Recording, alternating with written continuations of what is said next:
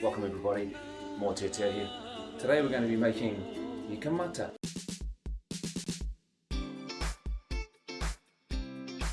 Kia ora ana koutou katoa, ko te toa mō Teatea. Te amone nei tātou I te Ika Mata. Not Ika Mata, that's something entirely different. Ika is the Cook Island Māori word for fish. Ika is the Cook Island Māori word for... I feel like we need a little bit more of an island feel.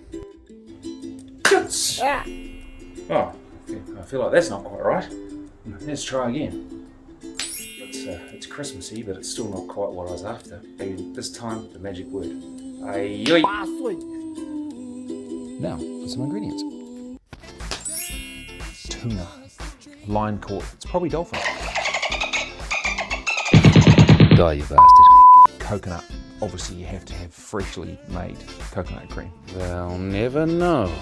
Chilies, that's a medium hot. Muy picante. They're very hot. That's a spicy meatball! Some parsley to taste. I actually grow all these ingredients in my own garden.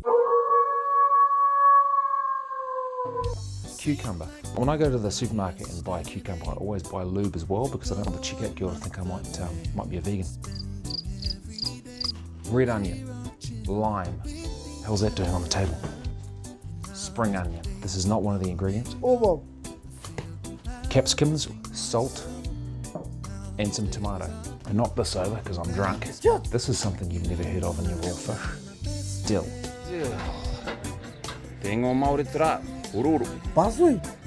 Coriander. Controversial, I know.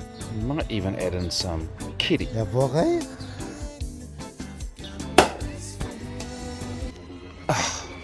This is getting ridiculous. Chop the dolphin up into very small pieces.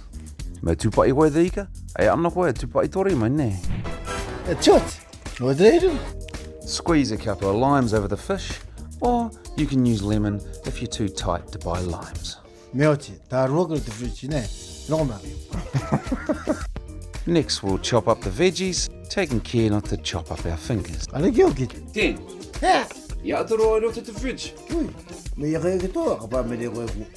wela oki koe, aka ngauri. Inu koe tau bia. Ne. Well, you don't have to eat it, Ten. Riringi te au Teatea Ika Mata, kiro te te pā.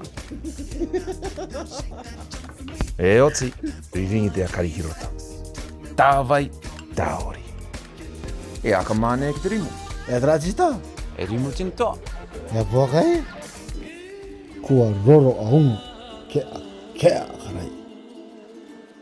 Tira rai.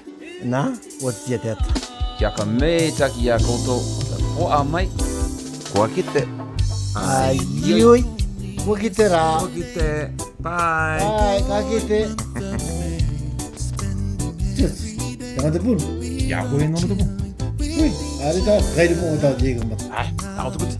Te rā ki e kai mata mata.